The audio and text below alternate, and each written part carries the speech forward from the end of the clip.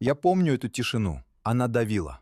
Вдавливала легкие в грудь, вытягивала воздух, оставляя лишь затхлую тяжесть, будто дышишь пылью из старой могилы. Ночь была не просто темной, она была глухой, как саван. Ни единого шороха, ни скрипа доски под ногой крысы. Только собственное сердце, стучащее где-то глубоко, под ребрами, словно запертое в клетке. И вот тогда оно началось. Негромко. Сперва лишь шорох, вроде кости, что лопнуло от холода в земле. Потом удар. Тяжелый, низкий. Не из-за стены, не снаружи, где ветер мог гонять сухие ветки по вымершей земле. Нет, он шел изнутри. Из самой каменной толщи, из сердцевины бетона. Как будто стена, что должна быть просто стеной, вдруг выдохнула из себя этот звук. Труба? Морозный хруст дерева? Не смешите. Я видел, как люди ломались под куда меньшим давлением. Это был не металл, не треск. Это был ритм. Медленный, но неизбежный. Как сердце. Но не то, что бьется в груди у человека. Это было нечто куда тяжелее, куда древнее. Чужое. Словно огромный, гниющий кусок мяса, что еще дергается в своей каменной могиле, пытается сделать вдох, выдох, задохнуться. И каждый такой вдох отдавался глухим толчком, от которого внутри все сжималось. Рука. Она сама собой потянулась, прижалась к холодному камню. Почувствовал ту вибрацию? Не просто звук, нет. Это движение.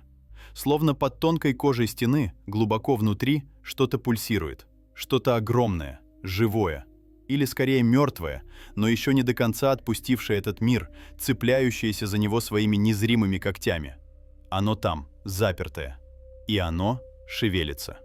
Ты чувствуешь, как это эхо проходит сквозь ладонь, заползает под кожу, отдает тупой болью в костях. Запах. Он пришел потом. Сначала слабый, затхлый, как в старом склепе, потом усилился. Сырость, да, но не просто вода. Что-то едкое, острое, металл. Не свежий, блестящий, а ржавый. Запах старой крови, что успела въесться в камень и начала гнить, смешиваясь с гнилостным дыханием самой земли. Запах железа, что когда-то было живым, а теперь лишь разлагается, оставляя после себя этот дух смерти. И стук. Он уже не был просто ритмом, он стал настойчивее. Словно то, что там внутри, почувствовало, что его слышат, что его ждут. Или что оно само, наконец, нашло дорогу, пробивая себе путь через толщу веков и камня. Бум! Чуть громче. Бум! Еще настойчивее. Камень вибрировал сильнее, передавая эту дрожь в кости. И ты понимаешь, что это не просто стук.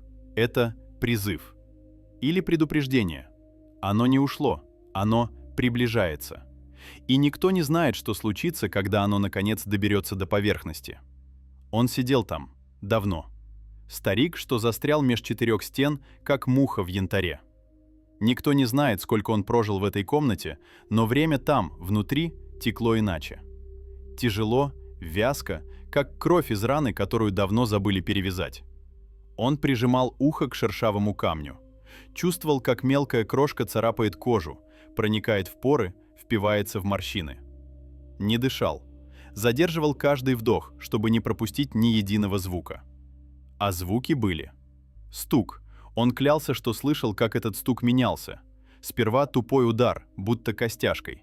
Глухой, сухой, такой, что отдавал в зубах. Потом влажный шлепок. Словно мясо бьется о камень. Сырое, отбитое. Как будто что-то живое, но уже мертвое, пыталось пробить себе путь. Раз за разом. Тяжело, ритмично, с каждым разом ближе. Слышали? Этот звук, он въедается в память, как грязь под ногтями. Он пытался кричать, хрипел, рвал глотку, пока голос не стал ржавым шепотом, пока из связок не пошла кровь. Стучал в ответ, бил кулаками, пока костяшки не сбились в кровавую кашу, пока хруст пальцев не заглушил стук из стены. Но стена лишь отвечала усилением. Каждый его удар ответный, сильнее, ближе. Будто нечто там, с той стороны, училось, подстраивалось. Пальцы его, старые, скрюченные узлами, дрожали. Не просто дрожали, их выкручивало, будто невидимая рука сжимала их, пытаясь раздавить кости. Кожа на них посинела, ногти стали черными. Он чувствовал, как холод проникает через камень. Не просто прохлада, ледяной, могильный холод. Он обволакивал его, забирался под кожу, вгрызался в мышцы, в самые кости. Высасывал тепло, оставляя лишь оцепенение, липкое, как предсмертный пот. Глаза его. Вы когда-нибудь видели глаза человека, который смотрит сквозь стену? Не на стену, а сквозь нее.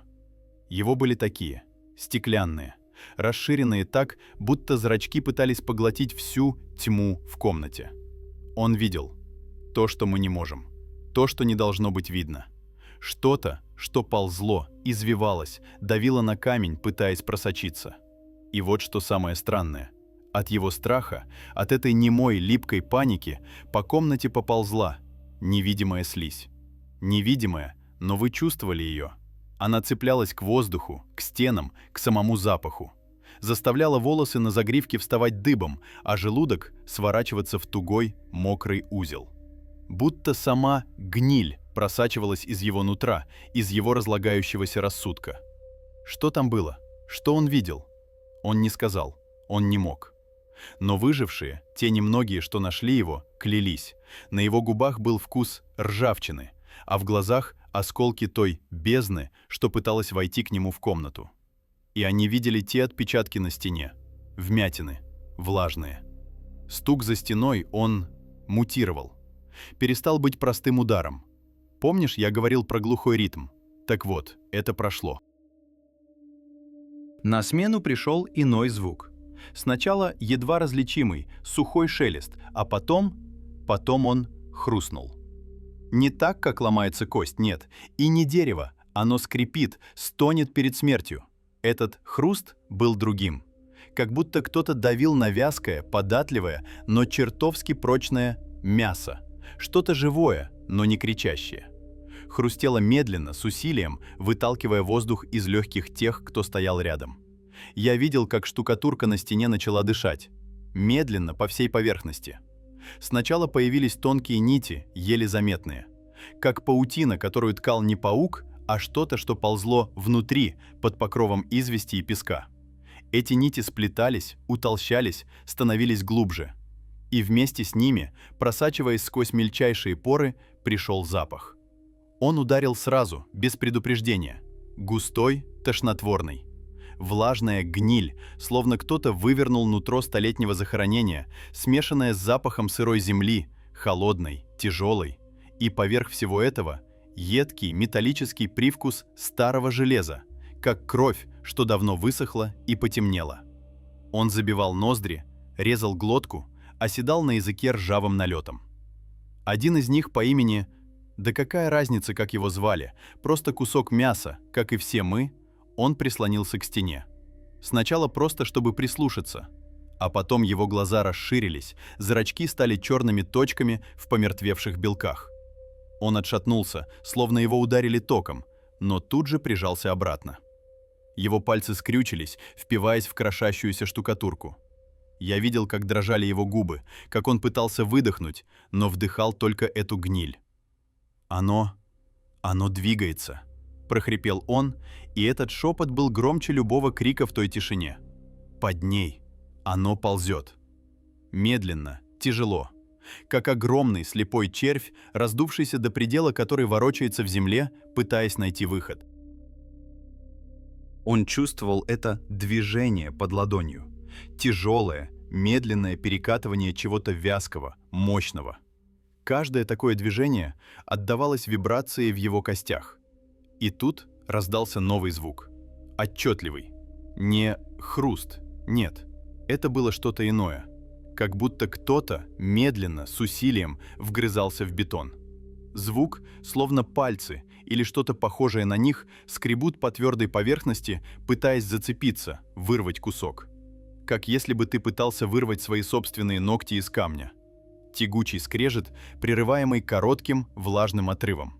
И каждый раз, когда этот звук раздавался, трещины на стене становились глубже, шире. Паутина на глазах превращалась в раны. Оно пытается. — выдавил он, хватая воздух ртом. Запах невыносимый. И тогда из этих ран, из этих расширяющихся трещин потекла тьма. Не просто влага. Это была темная, маслянистая жидкость. Она не капала, она сочилась, пропитывая штукатурку, стекая вниз тонкими черными ручейками. Тяжелая, вязкая, как отработанное масло, но с этим же невыносимым запахом гнили и железа. Она впитывалась в старый материал, делая его темнее, мягче, словно сама стена начинала разлагаться изнутри. И я видел, как эта жидкость, эта бездна, просачивалась сквозь трещины, оставляя за собой мокрый черный след. Мы стояли прикованные взглядом к этой стене, к этим черным слезам, что текли по ней, и чувствовали, как холод проникает не только в комнату, но и прямо в кости. Стук прекратился. Но это не было облегчением. Не тогда, когда стена перед нами вдруг перестала быть стеной. Она не треснула, не осыпалась по кускам. Она взорвалась внутрь, словно гнойник, копивший давление годами. Нас накрыло волной пыли и осколков. Битых кирпичей, крошащегося бетона, едкой известковой пудры. Но сквозь эту завесу я видел, как из зияющей раны в стене выплеснулось нечто. Нечто влажное, тяжелое.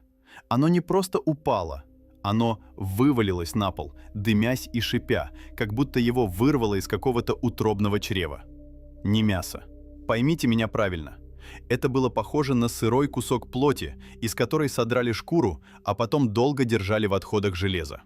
Ржавчина въелась в каждый волоконник, смешалась с чем-то бурым, липким. Кровь или что-то хуже? Оно пульсировало, словно огромное больное сердце, вырванное из груди.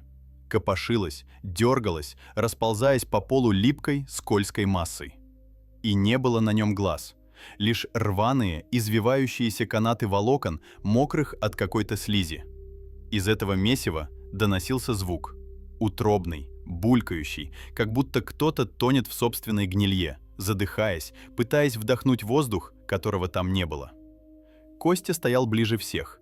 Он замер, открыв рот, но ни звука из него не вырвалось. Не успел. Что-то метнулось из пролома. Не поймешь, что именно. Слишком быстро, слишком жадно обволокло Костю. Тело его скрутило. Я слышал хруст. Слышал, как ломаются ребра, как трещат кости, будто сухие ветки под сапогом. Короткий, отрывистый хруст, а потом тишина. Его просто втянуло в эту зияющую тьму, что теперь дышала из пролома. Без крика, без стона, будто его там никогда и не было. На полу осталась лишь мокрая, темная клякса. От кости. Запах. Железа. Свежей, теплой крови и чего-то еще, кислого, как старая ржавчина, что годами гнила под дождем. Он обжег легкие, заставил глаза слезиться. Липкая слизь, вытекшая из пролома, расползалась по бетону, медленно, неотвратимо. Из этой зияющей раны в стене потянуло холодом. Не обычным зимним холодом, а тем, что пробирает до самых костей, до самого нутра. Холод мертвых. И вместе с ним шепот. Не слова. Просто мертвый чужой шепот, несущийся из пролома, что теперь стал дверью в бездну. Он проникал под кожу, обещая что-то, что невозможно было понять, но от чего кровь стыла в жилах. И я до сих пор чувствую эту слизь на подошвах, чувствую этот холод. Комната. Стоит выпотрошенная, словно зверь, которого оставили гнить под солнцем. В ней нет ничего, кроме тишины, такой густой, что она давит на барабанные перепонки, забивает уши, словно ватой, пропитанной запахом старого кладбища. Здесь до сих пор висит дух гнили, въевшийся в каждую щель рассохшегося паркета, в поры облупившейся краски, в волокна пыльных занавесок. Это не просто запах, это эхо. Эхо того, что здесь умерло. И не просто умерло, а разлагалось, долго, мучительно. В центре одной из стен — дыра. Не пролом, не отверстие, именно дыра. Рваная, черная, как провал в бездну. Ты смотришь в нее, и кажется, будто она втягивает свет, глотает его без остатка. Никто не знает, что было там, по ту сторону этой зияющей раны. Никто из тех, кто остался здесь, в этом мире, не осмелился сунуть туда и палец, не говоря уже о голове. Слишком много мяса, слишком много костей было сломано, слишком много душ разорвано на лоскуты, чтобы кто-то еще захотел прикоснуться к этой тьме. Я видел, как люди менялись, проходя мимо этой двери. Их лица становились серыми, как присыпанная пеплом зола. Глаза пустыми, ноги свинцовыми. Но самое страшное начиналось потом. Иногда, когда воздух вокруг комнаты замирал, когда даже пыль переставала танцевать в лучах света, они слышали его. Еле уловимый стук. Тихий, как капля крови, падающая в грязную воду. Ритмичный, негромкий. Ты прислушиваешься, и тебе кажется, что это твое собственное сердце стучит в груди, отдаваясь в висках. Но нет, это не ты. Это он. С той стороны. Он там. Он ждет. Он всегда был там. До того, как появились стены, до того, как появились люди, до того, как появилась гниль. И он всегда будет. Когда от этого мира останется лишь холодное железо и тьма, он будет стучать. И ты никогда не знаешь, что скрывает твоя собственная глухая стена, та, что у тебя за спиной. Слышишь? Кажется, что-то шевельнулось. Почувствовал? Холодное прикосновение. Прямо по коже.